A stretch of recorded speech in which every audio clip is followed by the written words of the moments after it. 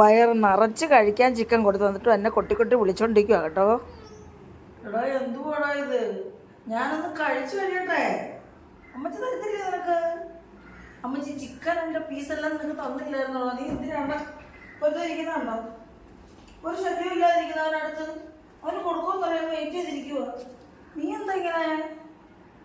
എൻ്റെ ഉള്ളു കൈ തിന്നാൻ സമ്മതിക്കുന്നില്ല. പറയാമെന്ന് പറയണം. എൻ്റെ മോനെ അമ്മച്ചി തരാം കേട്ടോ.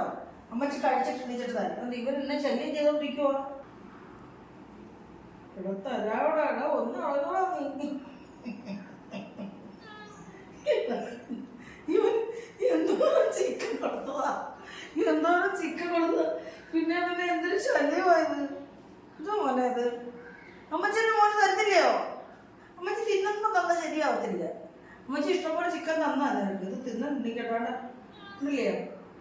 രണ്ടെണ്ണം അപ്പുറം ഇരുന്ന് ശല്യമാ. ഇവനതൊരു കുഴപ്പമില്ല. എൻ്റെ മോൻ പാവമായിട്ടിരിക്കുന്നു. ഇപ്പൊ തരും എന്ന് പറഞ്ഞാൽ അവൻ വെയിറ്റ് ചെയ്തിരിക്കും. ഇവനൊരു സമാധാനമില്ല. എന്നെ അള്ളിക്കോട്ട് തരേണ്ട മോനെ. അമ്മച്ചി തരാവടാ അവിടെ നിന്നെ കേട്ടോ. അയാളോട് ഇങ്ങോട്ട് വന്നേ വഴക്കിന്. എന്നാൽ രണ്ടുപേരും എപ്പോഴും മാറി തന്നെ നിന്നോ. ഞാനോട് നിന്നിക്കുന്നില്ല. ഞാൻ വിളിക്കുമോ ഓടുന്നു. അങ്ങനെ കൊള്ളത്തില്ലല്ലോ. ഞാൻ രണ്ടുപേർക്കും കൊടുത്താൽ ഞാനും ഇരിക്കുന്നത്. എന്നിട്ട് സ്വസ്ഥത തരത്തില്ല എനിക്ക്. കണ്ടോ, ഇതാണ് മട്ടം.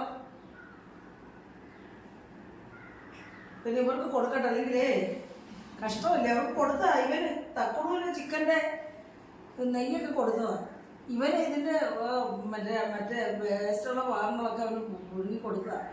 എന്നിട്ട് കണ്ട് എന്തോ ചെയ്യാനായിരുന്നു. അകത്ത് മാറത്തില്ല. എൻ്റെ കീഴില്ല എപ്പോഴും. എന്ത് ചെയ്യാനൊക്കെ എൻ്റെ കുഞ്ഞുങ്ങളായി പോയില്ലേ, എൻ്റെ ചക്കരകളായി പോയില്ലേ. അമ്മച്ചൊരു ചക്കരയല്ലോ അമ്മച്ച് തരേ.